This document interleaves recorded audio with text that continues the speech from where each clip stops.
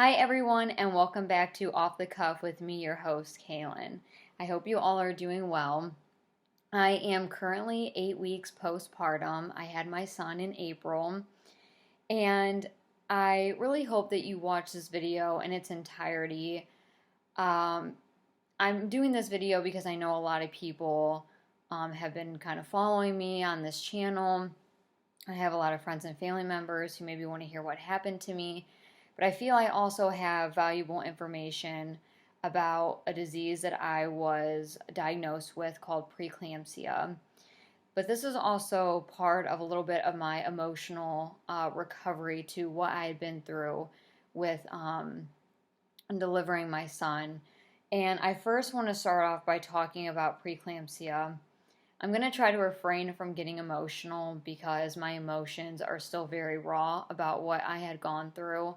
And I feel, spreading awareness and telling people what had happened to me will bring a little bit more healing to my process. So I will talk about my birth story, but first I want to talk a little bit about preeclampsia.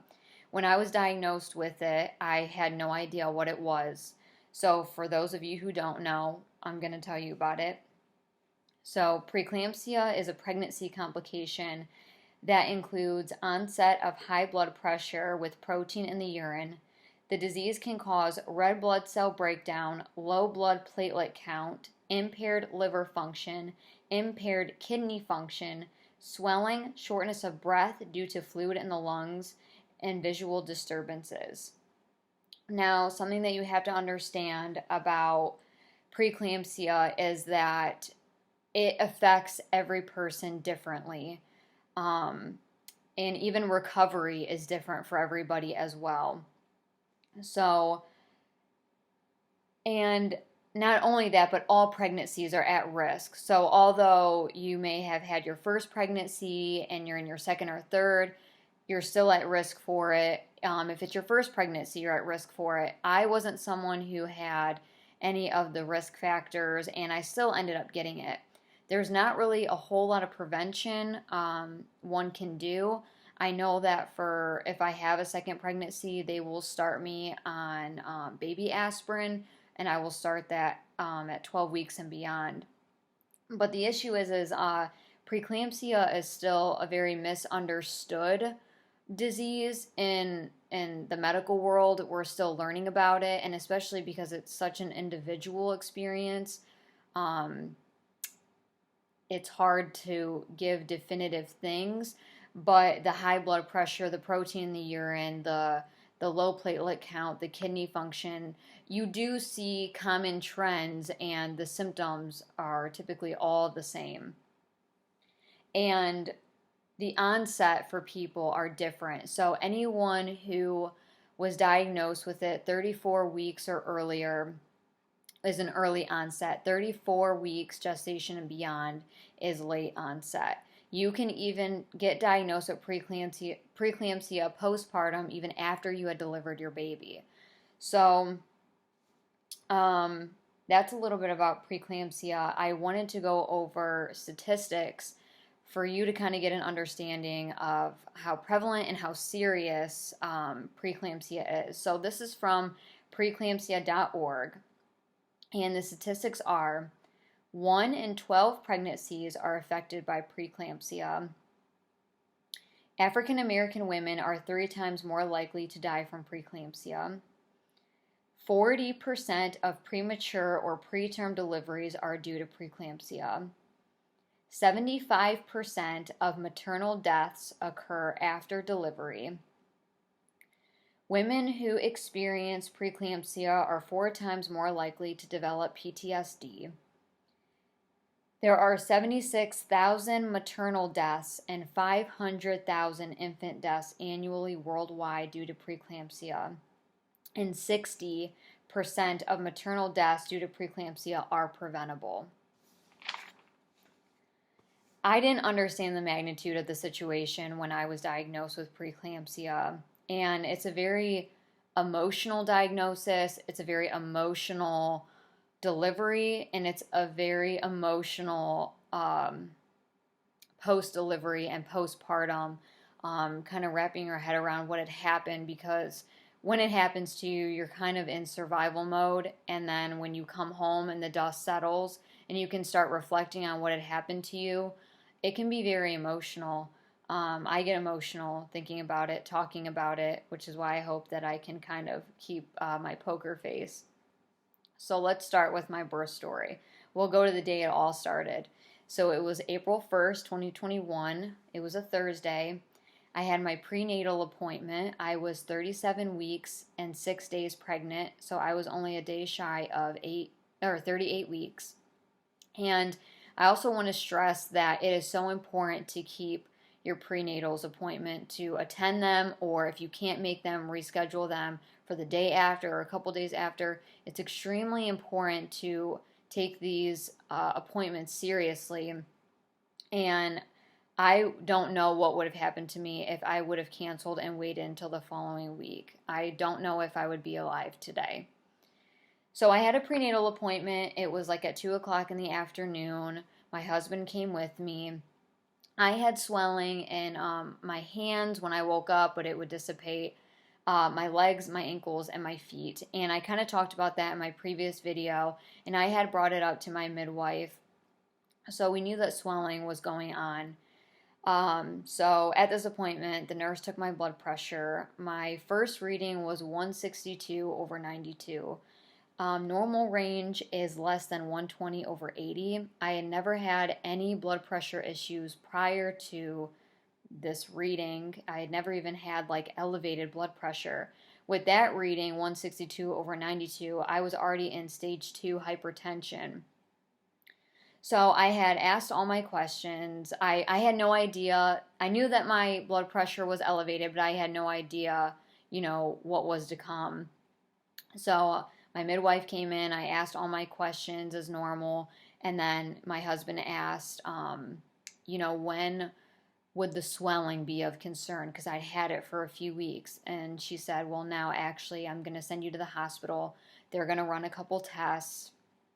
And based on those tests, they will either keep you or they will send you home. So we went home, got our hospital bags, took care of our dog, and then we went to the hospital. There at that hospital, I had to submit a urine sample, and they were going to take my blood pressure at 3 different intervals to see if it was elevated, like truly elevated, or if it was just a fluke. My urine came back. I had protein in my urine, and my blood pressure failed 3 times. The doctor came in and diagnosed me with severe preeclampsia, and I didn't even know what that was. I just knew that preeclampsia was something that you didn't want. So they started doing the IVs. 3 of my veins blew. When you are really sick from preeclampsia, you're a hard stick. They had to start me on magnesium sulfate right away. And magnesium sulfate is to prevent seizures. When your blood pressure is that elevated, you are now at risk for seizures, and it can become a neurological condition. So they start you on that magnesium sulfate right away. The first half hour, it kind of burns up your whole body. Like, it feels really, really warm. It almost feels like when you drink whiskey in your throat, but it's throughout your whole body. They started me on that right away, so that means that you are bedridden. And I was so severe that they could not handle me at that hospital. I was going to have to be transferred to main campus, where there were specialists that could handle my situation. One of the most emotional parts of being in triage was when they asked me if I had a last will and testament and if I had religious preferences. I don't know if that's standard, but it kind of thickened up the situation and how serious it was. And so, because I was now on the magnesium sulfate and I was bedridden, I was going to be transferred. I was going to have to be transferred by ambulance to main campus.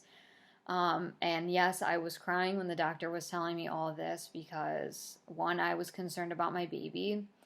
2, I was concerned that I didn't want to leave my husband's side and someone was going to have to take the car and our stuff to main campus. And I never really thought about me. I was just worried about my baby, but the medical professionals told me that they weren't worried about the baby at all. It was strictly about me at this point. So I was transferred to main campus, and I'm looking down at my notes because magnesium sulfate, if you've never been on it, it's really hard to describe, but it definitely messed with my perception of time, and my memory is a little bit foggy as my delivery process kind of went on. So that's kind of why I'm looking at my notes like, no, I don't know everything by heart. So I arrived at main campus around 7:30 p.m. and that is when they decided to go ahead and induce me. So induction began. We started me on vaginal suppository pills to get my cervix ripened because my due date wasn't for 2 more weeks, so everything was still closed. My body wasn't ready to have the baby yet. Around 8:30 I got my epidural and they placed the catheter, and I requested an early epidural due to all of my pelvic floor issues, and I wanted to be as comfortable as possible. Even though I had no idea how many people would have actually been in my vagina, a lot were, and I'm glad that I did the early epidural. So that night we just kind of started the process of getting my body prepped for delivery. So, April 2nd, 2021, Friday, my cervix had reached 1 centimeter, and then they put the Foley balloon. They placed that into my cervix, and that got me to 3 centimeters.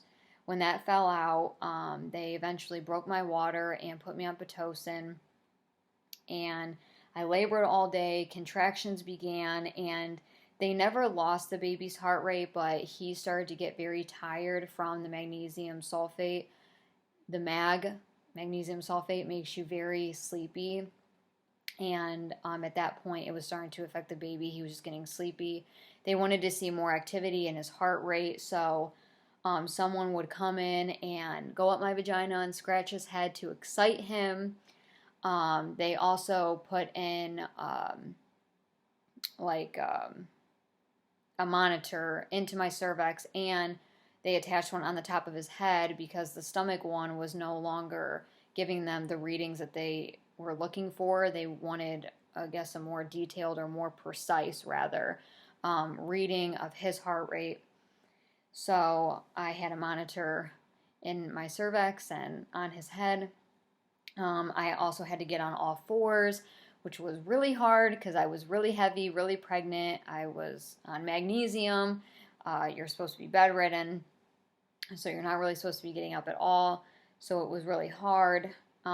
They were constantly changing my sleep positions. I really couldn't sleep very much, but I would be switched like every half hour from my left to my right to sitting up. It was frustrating because I was so exhausted from the magnesium. And I was so tired from the magnesium that I was seeing double, and I was telling them, like, if he's coming out vaginally, I don't have the energy to push. And they didn't really believe me. They said that I would get an adrenaline rush, but I had never experienced this kind of tired.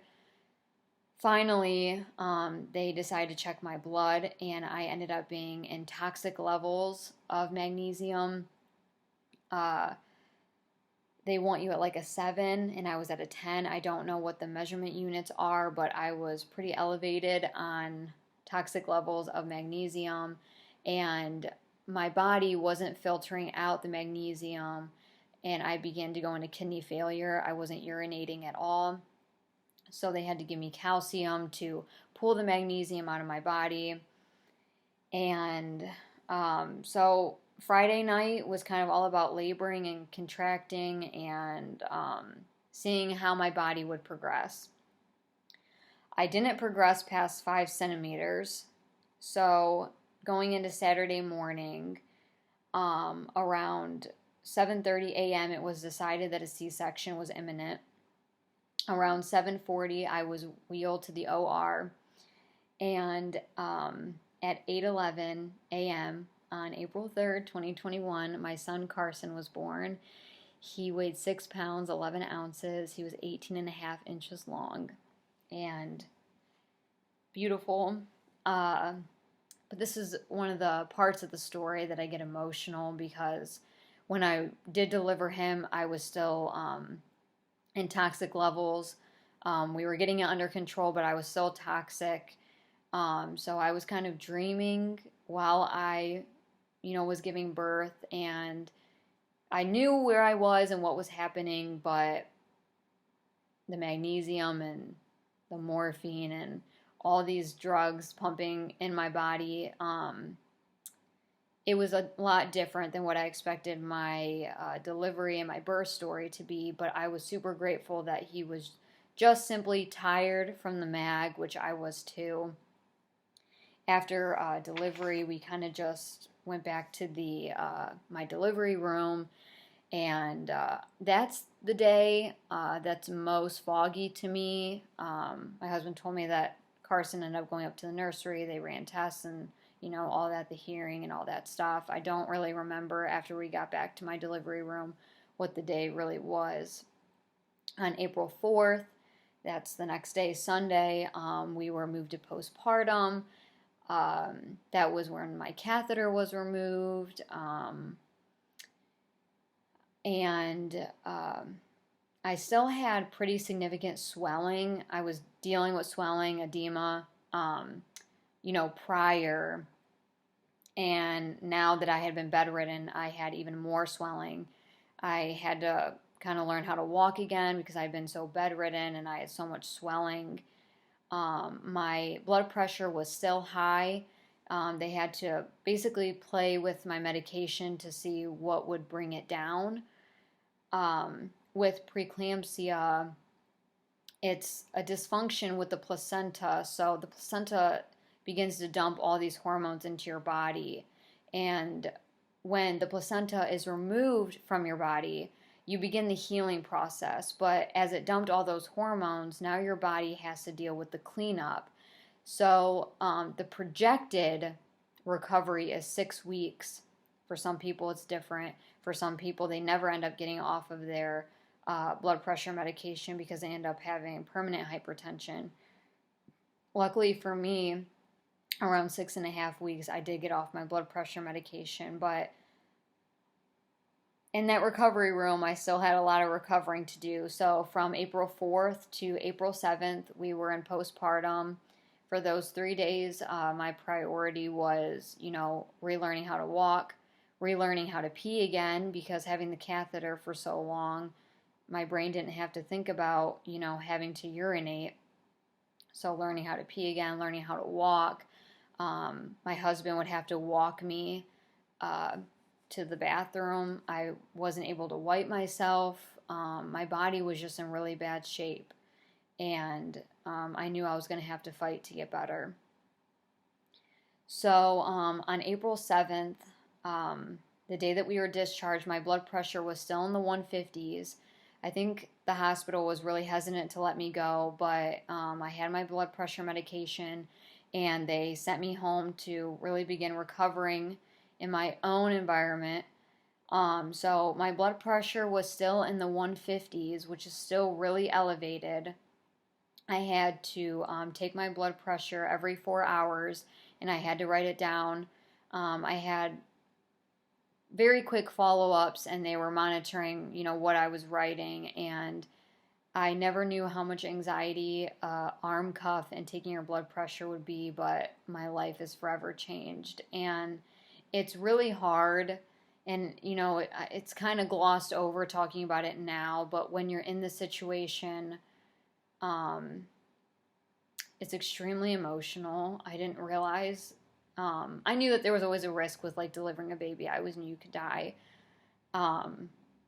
Being diagnosed with a disease that could kill you just as well is scary. So if preeclampsia did cause a seizure and it did become a neurological condition, that is when you have eclampsia.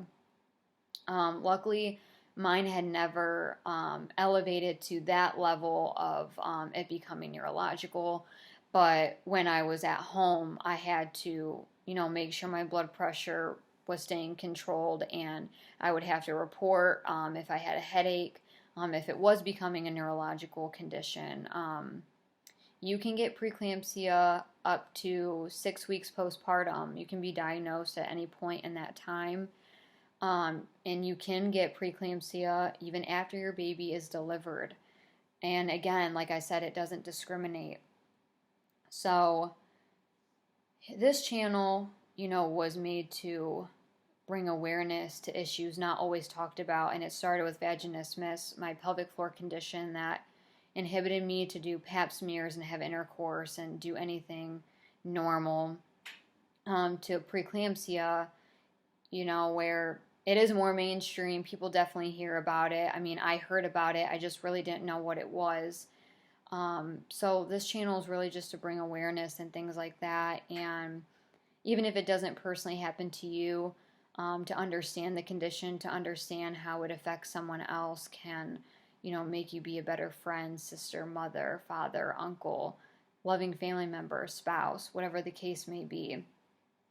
There's power in knowledge. And I'm trying to learn as much as I can about preeclampsia and understanding what could have happened to me, what did happen to me.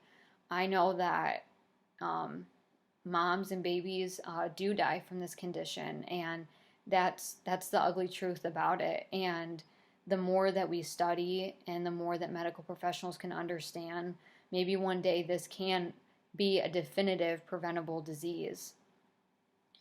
So thank you so much if you made it to this point. I hope you did watch the video in its entirety. And next video, I will talk about postpartum. It's been interesting. I still have about 4 more weeks to go. But thank you so much for the support, and I will see you guys next time. Thank you.